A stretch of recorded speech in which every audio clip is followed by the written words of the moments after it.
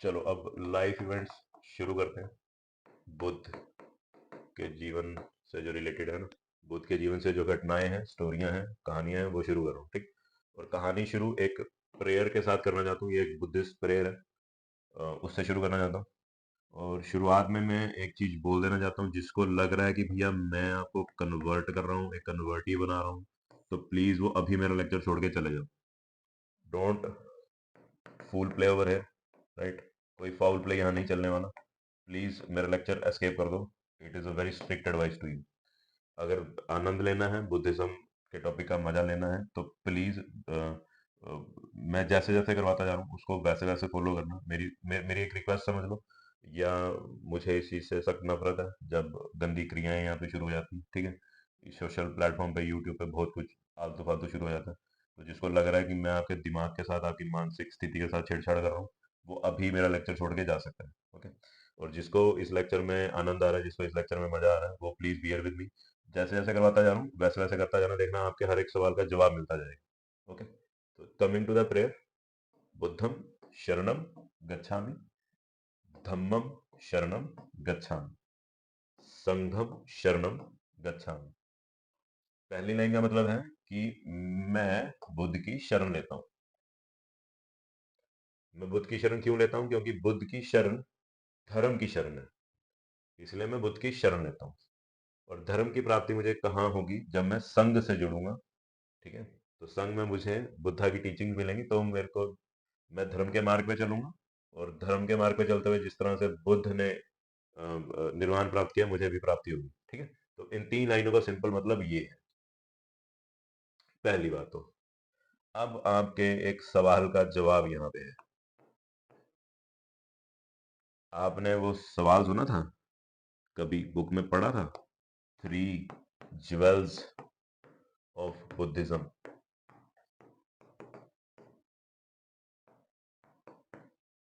अब देखो answer.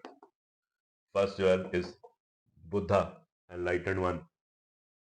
Second is Dhamma, right, teachings, doctrines, right. Then Sangha, third jewel, community और commune. पढ़ा था ना? देखा, एक झटके में यू गॉट योर आंसर। तो ऑल दोज जिनको ये मेथड पसंद आया हो कि हाँ भी देखो, प्रेयर से एक शुरुआत करवाई है ना, बुद्धिस्ट लोग इसी प्रेयर से अपना जीवन शुरू करते हैं। अपनी डेली लाइफस्टाइल जो है उनका, वो इसी प्रेयर से शुरू होता है। वो basically they are daily remembering what the three jewels of Buddhism. और ये रटने में, ये जानने में हमें मुश्किल होती है, तो सबसे पहले थ्री ज्वेल्स मैंने आपके कवर करवा दी एक सिंपल प्रेयर से। चलो अब आगे चलते हैं। अब ये एक लाइन है, जब भी आप यूट्यूब पे कहीं पे बुद्धिज्म से रिलेटेड वीडियोस देख रहे होगे, जैसे अभी हाल ही में मनोज बाजपेयी जी ने, है ना, बुद्ध बुद्धिस्ट रैलिक्स के ऊपर एक वीडियो बनाई थी, है ना, उसमें ये लाइन चल रही है, ओम मने पद्मे हम। ठीक। तो ओम का सिग्निफिकेंस मैं आपको बाद में बताऊंगा। और या चलो कोई बात नहीं, अभी कवर कर लेते हैं। तो ओम जुड़ना, जैसे हम भी, है ना, हम हिंदू लोग भी क्या करते हैं, ओम लिखते हैं, यूज करते हैं अपने हर एक मंत्र से पहले, हर एक सूत्र से पहले, राइट। तो बेसिकली ओम का जुड़ना क्या बता रहा है कि बुद्धिज्म का लिंक किससे हो गया है? वेदांतिक फिलॉसफी से, वेदों की फिलॉसफी से हो चुका है। ठीक है। वेदांत से इसका लिंक हो गया है। तो ओम का मतलब ये है। और जब इसका लिंक वेदांतिक या वेदा फिलॉसफी से हो जाता है बुद्धिज्म का, तो एक टर्म है बोधिसत्व।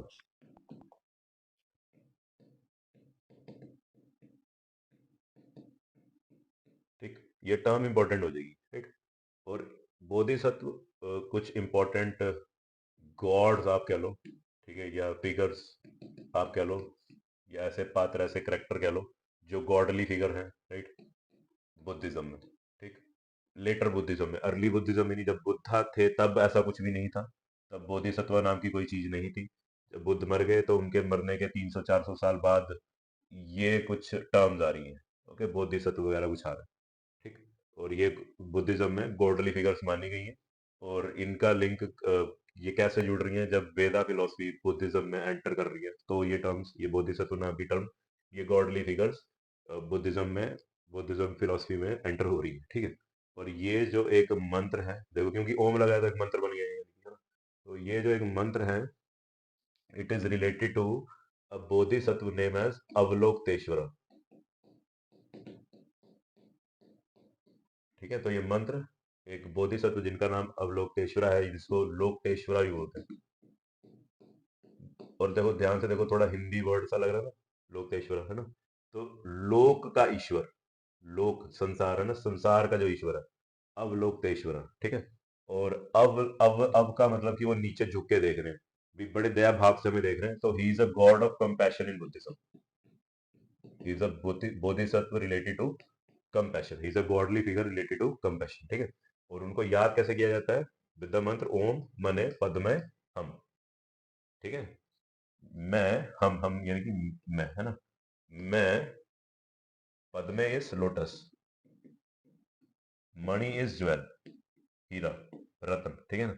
मैं कमल रूपी रतन की वंदना करता हूं। अच्छा, हम इज ऑल्सो मैं, एंड हम इज ऑल्सो वंदना। हम करना, हम गुनगुनाना, गुंजन करना जिसको बोलते हैं, ठीक। तो मैं कमल रूपी रतन की वंदना करता हूं। अब कमल रूपी कौन है? अवलोकतेश्वर। तो अवलोकतेश्वर का सिंबल क्या है? Lotus, okay. ध्यान रखना, लोटस बहुत जगह आएगा बुद्धिज्म में। Avalokiteshvara is also concern with lotus, और you can say lotus jewel, very important, ठीक।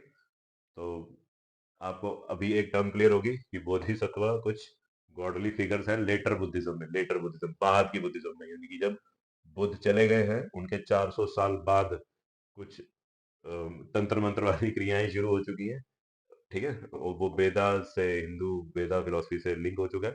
और तब एक गॉडली फिगर्स जिनको बोधिसत्व बोला गया, वो यहाँ पे आ रहे हैं, ठीक है। तो मैं दो प्रेयर्स के साथ मैंने ये लेक्चर शुरू किया, ठीक। बुद्धम शरणम गच्छामि, धम्मम शरणम गच्छामि, संघम शरणम गच्छामि, वो थे थ्री ज्वेल्स। और ओम मणे पद्मय हम से मैंने आपको अवलोकतेश्वरा के बारे में बताया, और आपको एक चीज समझ में आ गई कि कोई बोधिसत्व नाम की कोई चीज आएगी स्टोरी में मेरे लेक्चर्स में, ओके। अब चलते हैं लाइव स्टोरी पे। तो भाई अब मेरे साथ एक टाइमलाइन बनाओगे आप, ओके। आप मेरे साथ एक टाइमलाइन बनाओगे। तो एक लाइन ड्रॉ कीजिए, और यहाँ पे सबसे पहले लिखो 563 BC, ठीक। और लाइन के थोड़ा सा एंड से पहले लिखो 483 BC, ठीक है। तो अब इतना क्लियर होना चाहिए कि कितना गैप हो गया, 80 ईयर्स का गैप हो गया। देखो डिफरेंस, देखो 80 ईयर्स का डिफरेंस, ठीक। और कौन सी सेंचुरी होगी? 6th सेंचुरी चल रही है, क्योंकि 563 किस में आ रही है? 6th सेंचुरी BC में आ रही है, ओके। इतनी कहानी आपको क्लियर होनी चाहिए। अब कहने का भाव, बुद्ध का जो बर्थ है वो हो रहा है 563 BC में, राइट। और उनकी डेथ हो रही है 483 BC में। तो अगर 80 ईयर्स का गैप है, देखो माइनस करके देख लो,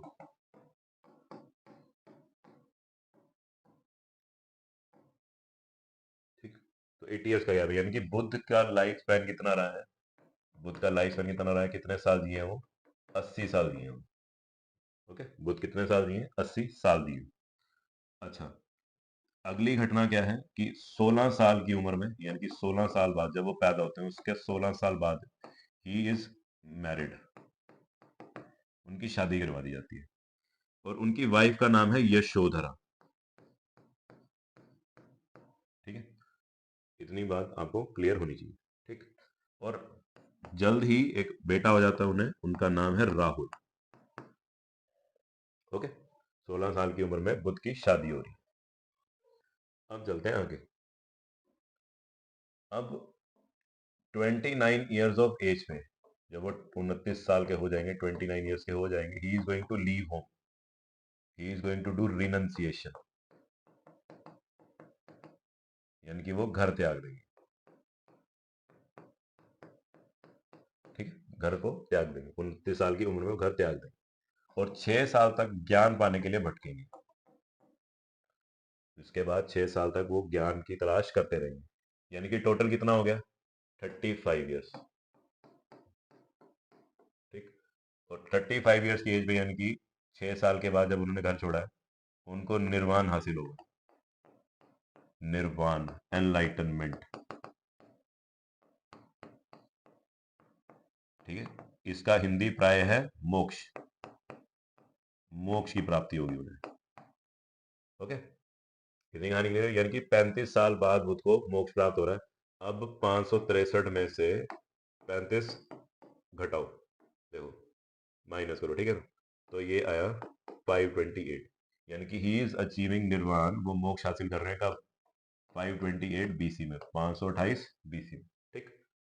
अब 80 साल का जीवन है, 35 साल गुजर चुके हैं, बचे कितने, 45 साल।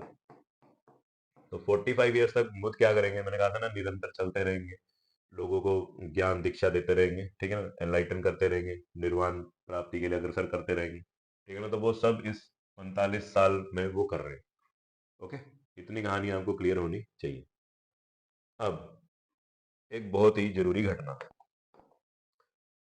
544 ईस्वी में, यानी कि 544, ठीक है ना, तो मैं इसको 563 में से अगर माइनस करूं तो ये है 9 और 19, यानी कि यहाँ पे कहीं पे है ना, 554 बीसी।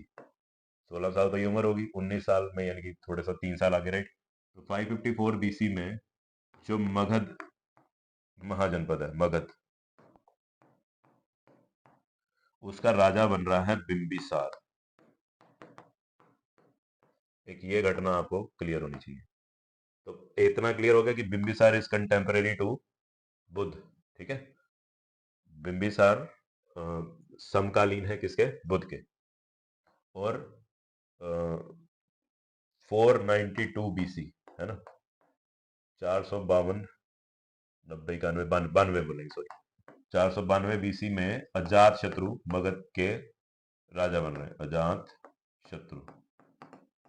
ठीक, अपने पिता बिंबिसार की हत्या करके, इसको एलिमिनेट करके रास्ते से अजात शत्रु क्या बन रहे हैं, राजा बन रहे हैं। ठीक है, और देखो अभी भी कुछ साल बाकी है बुद्ध की डेथ से, तो अजात शत्रु भी क्या है, समकालीन है बुद्ध के, कंटेम्परेरी है बुद्ध के। Okay, contemporary.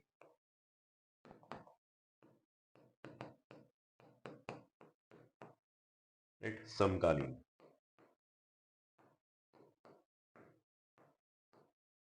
चलो, इतनी कहानी आपको क्लियर हुई। अब सबसे जरूरी बात, सबसे जरूरी बात, जब तक बुद्ध निर्वाण हासिल नहीं करते, जब तक बुद्ध निर्वाण हासिल नहीं करते, है ना, तो अपने जन्म से लेके निर्वाण तक का जो समय है, अपने जन्म से लेके जो उनका निर्वाण तक का समय है, यहाँ पे उनको बुद्ध नहीं कहा जाएगा, अभी उनके पास ज्ञान नहीं है। देखो, बुद्ध का एक मीनिंग है, बुद्ध शब्द का एक मीनिंग है the one who has got true knowledge. Okay, the one who is knowledgeable, एक मीनिंग ये है। ठीक है, बेसिकली बुद्ध का जो फोर मोस्ट एक्सेप्टेड मीनिंग है, सबसे इंपॉर्टेंट मीनिंग है, that is enlightened. Okay, enlightened. ठीक, तो एक मीनिंग है नॉलेजेबल, ठीक है ना। तो जब तक बुद्ध नॉलेजेबल नहीं होते, निर्वाण हासिल नहीं करते, जब तक एनलाइटन नहीं होते, तब तक उनका नाम मैं सिद्धार्थ बोलूंगा, सिद्धार्थ यूज करूंगा, I will not use any other name. और जब वो मोक्ष हासिल कर लेंगे, और जब तक उनकी मृत्यु नहीं होती, जैसे ही वो मोक्ष हासिल करेंगे, उनका नाम बुद्ध पड़ जाएगा, या फिर तथागत। ठीक, क्लियर, ये उनके नाम हो जाएंगे। अच्छा, एक नाम और है, ठीक है ना, आप इंग्लिश में इसको अरहट बोलते हो, अरहट। ये अरहट नहीं है, ये अरहत है। ठीक है ना, यहाँ पे रा होना चाहिए था, वो रा कहाँ गया, हा के ऊपर गया, अरहत। ठीक है ना, अरहट मत बोला करो, अरहत बोला करो, अरहत। ठीक है ना, और अरहत में भी ऐसे आधा था और फिर था। ठीक, अरहत। ठीक, तो ये नाम बुद्ध के लिए इस्तेमाल होगा। अच्छा, अरहत ज्यादा यूज नहीं होता है, उसका एक कारण है, वो मैं बाद में बताऊंगा, ठीक। उसका एक कारण है, वीडियो में बाद में बताऊंगा, जब मैं आपको टेक्स्ट वेक्स्ट के बारे में बताऊंगा, ठीक है ना। जब मैं आइडियोलॉजी करवाऊंगा बुद्धिज्म से रिलेटेड, तो मैं अरहत वर्ड वहां यूज करूंगा, ठीक है ना। अभी मैं बुद्ध को दो नामों से बुलाऊंगा, एक बुद्ध और एक तथागत, ठीक। इतनी कहानी आपको क्लियर होनी चाहिए। और आप किताबों में एक चीज पढ़ते हो, बुद्ध के नाम से पहले लगा होता है गौतम बुद्ध, ठीक है। वो गौतम क्यों लगा है, उसकी कहानी जानेंगे। तो ये टाइमलाइन आपको क्लियर होनी चाहिए, इस टाइमलाइन में बहुत सारी चीजों के आंसर, ओके। तो एक तो आंसर यही है, जैसे आपको क्वेश्चन आ जाएगा कि इसके बुद्ध के कंटेम्परेरी कौन रहे हैं, समकालीन कौन रहे हैं, तो दो शख्स तो आपको क्लियर हो गए, ठीक है। अच्छा, अजात शत्रु इंपॉर्टेंट क्यों है? वो इसलिए इंपॉर्टेंट नहीं है कि उन्होंने अपने पिता की हत्या करी। अजात शत्रु दो कारणों से इंपॉर्टेंट है। एक तो अजात शत्रु अपनी लव स्टोरी अमरपाली नाम की एक औरत है, ठीक है, एक लेडी है, उनसे इनकी लव स्टोरी चलती है, एक तो वो इंपॉर्टेंट है, ठीक है। बुद्धा के टाइम पे चल रही है और बुद्धा दोनों को इन्फ्लुएंस करते हैं, ठीक। तो ब्रेकअप के टाइम पे दोनों को कंसोल करते हैं ठीक है, तो इसलिए ये अजात शत्रु जी इंपॉर्टेंट है। और अजात शत्रु इज वेरी इंपॉर्टेंट, जो आप एक रट्टा ट्रिक मारते हो है ना, आपको एक गंदी आदत पड़ी है बुद्धिस्ट काउंसिल को लर्न करने की, ठीक है। तो कोई बात नहीं, चलो गंदी आदत तो नहीं बोलूंगा यार, याद तो करना ना, बहुत हैवी टॉपिक है, बहुत भारी टॉपिक है, तो करना चाहिए ना। तो अजात शत्रु वो पर्सन है, देखो अब याद करो, जो फर्स्ट बुद्धिस्ट काउंसिल कन्वीन कर रहे हैं, जो पहली बुद्धिस्ट काउंसिल करवा रहे हैं, है ना, वो कौन है? वो अजात शत्रु ही है, ठीक। तो अजात शत्रु 483 बीसी में पहली बुद्धिस्ट काउंसिल ऑर्गेनाइज करवाते हैं, ओके। तो अजात शत्रु दो कारणों से इंपॉर्टेंट है, वन इज अम्रपाली, ठीक है ना। अब यहाँ पे एक टेक्स्ट आएगा, क्योंकि लव स्टोरी टेक्स्ट में दी होती है, ठीक है तो जब टेक्स्ट करवाऊंगा वहां पे बताऊंगा लव स्टोरी के बुक का क्या नाम है, ठीक है। और इसके ऊपर मूवी भी बनी हुई है अम्रपाली, जाके देख लेना, सुनील दत्त की मूवी है, ठीक। और अभी रिसेंटली खबर भी आई थी, जो एक्ट्रेस है इसमें, Vyjayanthi Mala, the actress is very famous, Vyjayanthi माला,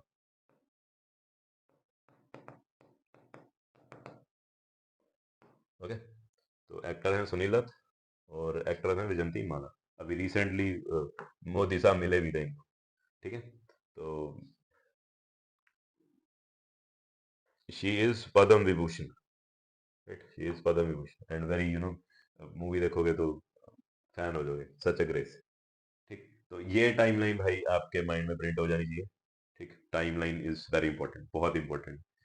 कारण कि मैं सिद्धार्थ क्यों बोलूंगा स्टोरी में, और गौतम बुद्ध कब बोलूंगा स्टोरी में, ये आपको क्लियर होना चाहिए। और गौतम वर्ड क्यों यूज करूंगा वो भी आपको अभी स्टोरी में सुनाऊंगा, ठीक है, स्टोरी से आपको पता चलेगा, ठीक। तथागत क्यों यूज कर रहे हैं, है ना, अजात शत्रु क्यों इंपॉर्टेंट है, अमरपाली कौन है, सब जानेंगे, ठीक। और इस टाइमलाइन पे मैं एक बार फिर से रिपीट कर देता हूँ, 80 साल के होके बुद्ध की मृत्यु हुई है, 563 बीसी में पैदा हुए थे, 483 बीसी में डेथ हुई है। और 16 साल की उम्र में शादी हो जाती है, विवाह हो जाता है यशोधरा के साथ, और बेटा है राहुल, ठीक। और 29 साल की उम्र में घर छोड़ देते हैं, रिनंसिएशन, ठीक है। और फिर 6 साल बाद ज्ञान की प्राप्ति होती है, मोक्ष की प्राप्ति होती है, यानी कि 35 साल की उम्र में मोक्ष की प्राप्ति हो रही है। अगर 35 साल घटाऊं तो बना 528 बीसी। और फिर 45 साल तक बुद्ध ज्ञान ही बांटते हैं, ठीक है। और सिद्धार्थ साहब क्या बन गए हैं? बुद्ध बन गए एनलाइटनमेंट पाने के बाद। और अब बुद्ध साहब क्या कर रहे हैं? ज्ञान बांट रहे हैं, ठीक है। और बुद्ध की डेथ से कुछ वर्ष पहले, तो कितना हो जाएगा, 492 माइनस 483, 9, हाँ, 9 साल पहले अजात शत्रु जी अपने पिता की हत्या करके मगध का साम्राज्य संभालना शुरू कर देते हैं, ठीक। तो एक तो उनकी जो लव स्टोरी है वो बुद्धा हैंडल कर रहे हैं उनका ब्रेकअप हैंडल कर रहे हैं ठीक है। और डेथ के बाद है ना, अजात शत्रु भी क्या हो जाता है, बुद्ध के शिष्य बन जाते हैं बेसिकली, तो है ना। बुद्ध के जीवन काल में ही जब बुद्ध इनको दोनों को कंसोल करते हैं, अमरपाली भी बुद्ध की शिष्या बनती है और अजात शत्रु भी बुद्ध के शिष्य बनते हैं, ठीक है ना।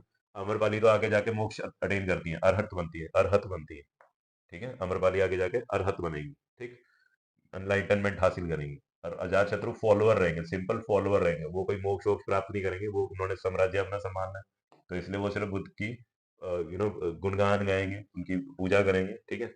और जब डेथ होगी तो पहली बुद्धिस्ट काउंसिल रखवाएंगे। Okay, this is important. चलो अब आए कहानियों पे आते हैं।